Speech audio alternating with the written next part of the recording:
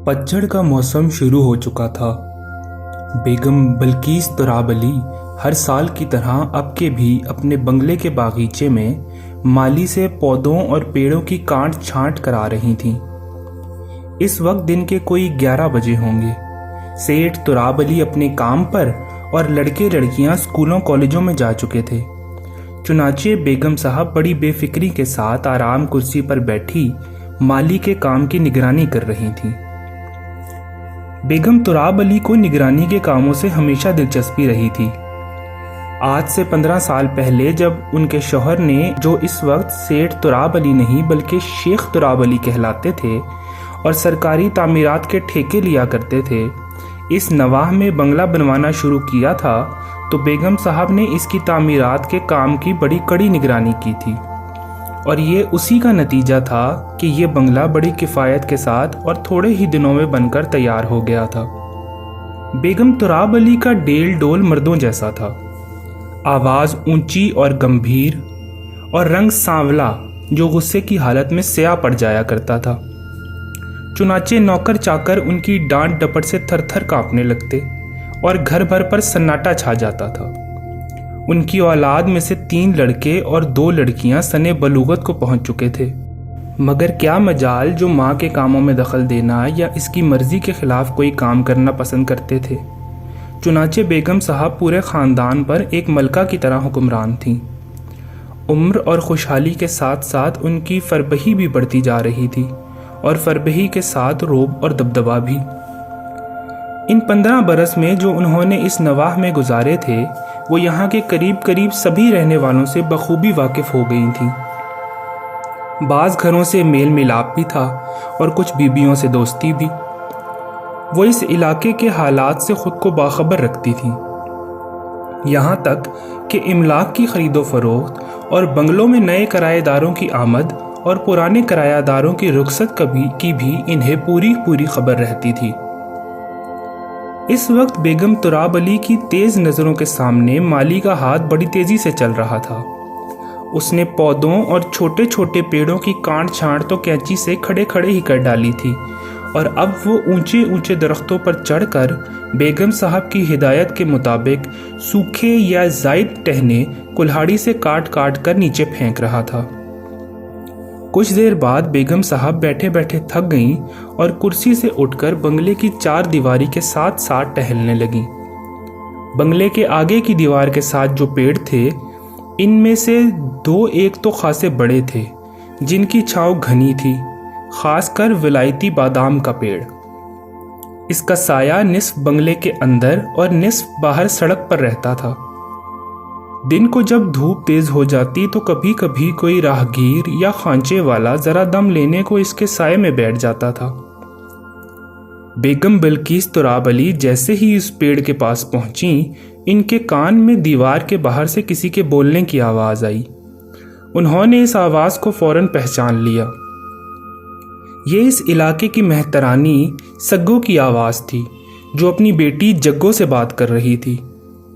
ये माँ बेटियाँ अक्सर दोपहर को इसी पेड़ के नीचे सस्ताने या नाश्ता पानी करने बैठ जाया करती थीं। बेगम बिल्कीस तुराबली ने पहले तो इन बातों की तरफ ध्यान न दिया, मगर एकाएकी इनके कान में कुछ ऐसे अल्फाज पड़े कि वो चौंक उठीं। सग्गो अपनी बेटी से पूछ रही थी, क्यों री, तूने तोते वाली के यहाँ काम कर लिया था? हाँ, जग्गू ने अपनी मुहीन आवाज़ में जवाब दिया। और खिलौने वाली के यहाँ? वहाँ भी। और तब वाली के यहाँ? अब के जग्गू की आवाज़ सुनाई न दी, शायद उसने सर हिला देने पर ही इक्तफा किया होगा।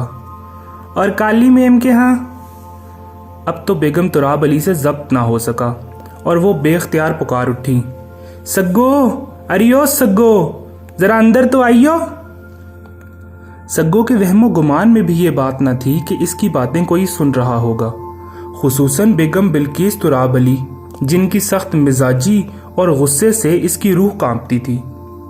वो पहले तो गुमसुम रह गई, फिर मरी हुई आवाज़ में बोली, अभी आई बेगम साहब। थोड़ी देर बाद वो आंचल से सीने को ढांपती, लहंगा हिलाती, बंगले का फाटक खोल अंदर आई। जग्गू इसके पीछे पीछे थी। दोनों माँ बेटियों के कपड़े मैले चकट हो रहे थे। दोनों ने सर में सरसों का तेल खूब लेसा हुआ था। सलाम बेगम साहब, सग्गो ने डरते डरते कहा। अभी तक उसकी समझ में न आया था कि किस कसूर की बिना पर उसे बेगम साहब के हुजूर पेश होना पड़ा। बेगम साहब ने तहकुमाना लहजे में पूछा, क्यों री मुर्दार, ये तू बाहर बैठी किन लोगों के नाम ले रही थी? कैसे नाम बेगम साहब? अरे तू कह रही थी ना, तोते वाली, खिलौने वाली, तपदिक वाली, काली मेम। सग्गो ने मुस्कुराने की कोशिश करते हुए कहा, वो तो बेगम साहब हम आपस में बातें कर रहे थे। देख सग्गो, सच सच बता दे, वरना मैं जीता ना छोड़ूंगी। सग्गो पल भर खामोश रही। उसने जान लिया कि बेगम साहब से बात छुपाना मुश्किल होगी और उसने बड़ी लजाजत से कहना शुरू किया, वो बात यह है बेगम साहब, हम लिखत पढ़त तो जानते नहीं और हमको लोगों के नाम भी नहीं मालूम, सो हमने अपनी निशानी के लिए इनके नाम रख लिए हैं। अच्छा, तो ये तोते वाली कौन है? वो जो बड़ा सा घर है ना अगली गली में, नुक्कड़ वाला, फारूक साहब का? जी बेगम साहब, वही। इनकी बीवी ने तोता पाल रखा है, हम उनको निशानी के लिए तोते वाली कहते हैं। और ये खिलौने वाली कौन है? वो जो मस्जिद के बराबर वाले बंगले में रहती हैं। बेगम तुराब अली ने उस इलाके का नक्शा जहन में जमाया, जरा देर गौर किया, फिर बोली, अच्छा, इलाही बख्श साहब का मकान? जी सरकार, वही। अरे कमबख्त, तो इनकी बेगम को खिलौने वाली क्यों कहती है? जानती भी है वो लखपति हैं, लखपति, खिलौने थोड़ी बेचते हैं। जब देखो उनकी कोठी में हर तरफ खिलौने ही खिलौने बिखरे रहते हैं, बहुत बढ़िया बढ़िया खिलौने, ये बड़े बड़े हवाई जहाज, चलने वाली बातें करने वाली गुड़ियाँ, बिजली की रेलगाड़ी, मोटरें। अरे मुई, ये खिलौने तो वो खुद अपने बच्चों के खेलने के लिए विलायत से मंगवाते हैं, बेचते थोड़ा ही हैं। हम तो निशानी के लिए कहते हैं बेगम साहब। और ये काली मेम किस बी साहब का खिताब है?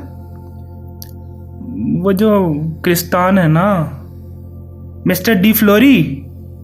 जी जी हाँ, वही है। कम वक्त तेरा सत्यानाश जाए। अरे ये तपदिक वाली कौन है?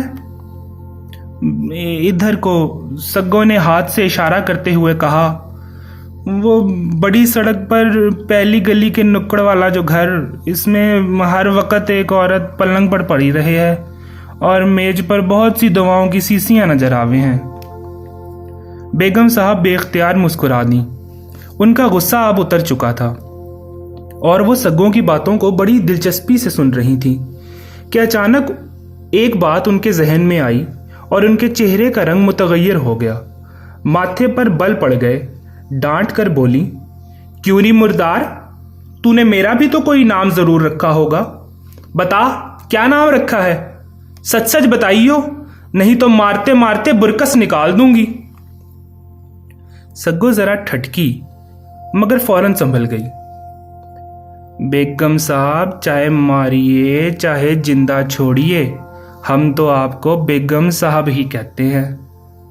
चल झूठी मक्कार। मैं झूठ नहीं बोलती सरकार, चाहे जिसकी कसम ले लीजिए, हम बेगम साहब को बेगम साहब ही कहते हैं ना। जग्गो ने माँ की तरफ देखा और जल्दी से मुंडिया हिला दी। मुझे तो तुम माँ बेटियों की बात पर यकीन नहीं आता, बेगम तुराब अली बोली। इस पर सग्गो खुशामदाना लहजे में कहने लगी, जी आप ऐसी सखी और गरीब परवर हैं, भला हम आपकी शान में ऐसी गुस्ताखी कर सकते हैं? बेगम साहब का गुस्सा कुछ धीमा हुआ और उन्होंने सग्गो को नसीहत करना शुरू की। देखो सग्गो, इस तरह शरीफ आदमियों के नाम रखना ठीक नहीं। अगर उनको पता चल जाए तो तुझे एकदम नौकरी से जवाब दे दें। अच्छा बेगम साहब, इस दफ़ा तो हमें माफ़ कर दें, आगे को हम किसी को इन नामों से नहीं बुलाएंगे।